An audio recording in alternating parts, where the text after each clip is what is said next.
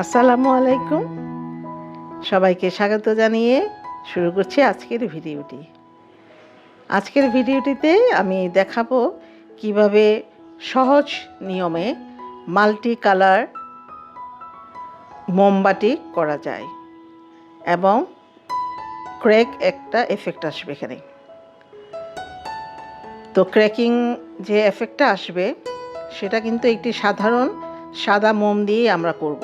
কাপড়টিতে মোম দেওয়ার পূর্বে কিভাবে আমি কাপড়টি মাল্টি কালার করলাম এটাকে দুইটি পদ্ধতিতে করা যায় মাল্টি কালার বাটিক। তো আমি আজকে এটা সহজ নিয়ম দেখিয়েছি। তো এই কাপড়টিতে আমি যখন বিভিন্ন সময় কাজ করি তখন ওই ভ্যাট রং দিয়ে তখনই আমি ওই সাদা কাপড়টিতে প্রায় এখানে 3 গজ একটি কাপড়, সুতি কাপড়, এটাতে আমি বিভিন্ন সময় এই ভ্যাট রঙে আমি করেছিলাম।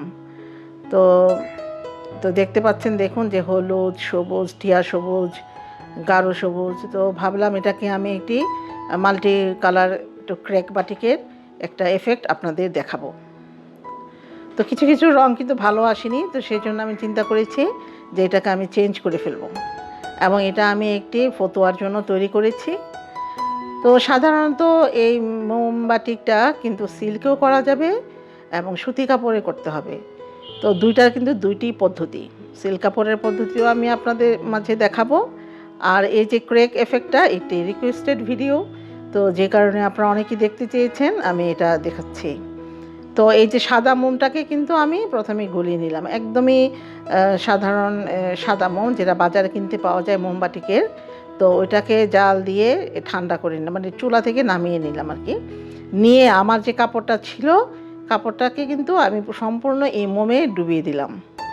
ব্রাশ দিয়েও দেওয়া যাবে, কিন্তু আসলে অনেক বড় কাপড় এবং পুরা কাপড়টাকে আমি একটা ক্র্যাকেল ডিজাইন করব, এই জন্য পুরা কাপড়টাকে আমি মোমে ডুবিয়ে এই যে উঠিয়ে নিলাম।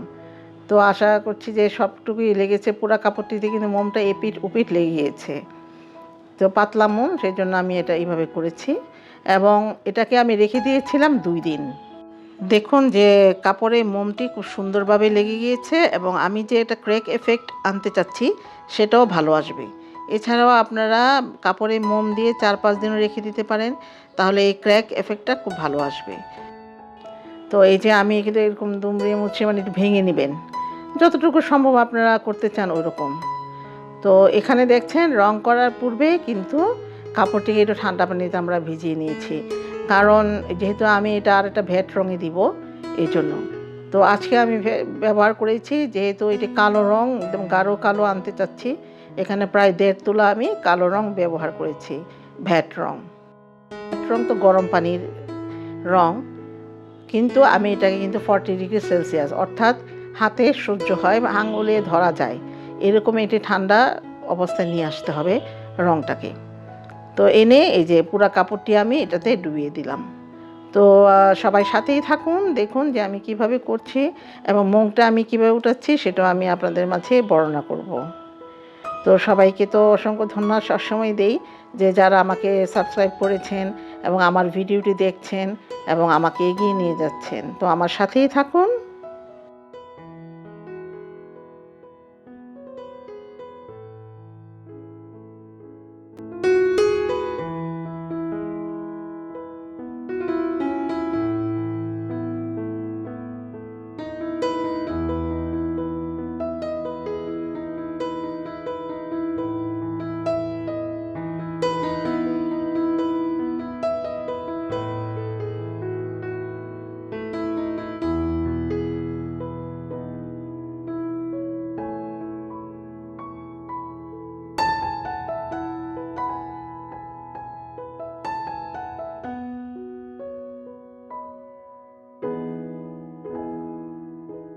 কাপড়টিকে কিন্তু রঙে ডুবিয়ে আমি 20 থেকে 25 মিনিট রেখেছি, যেহেতু মোম আর পানির রঙটা তো ঠান্ডা হয়ে গিয়েছে।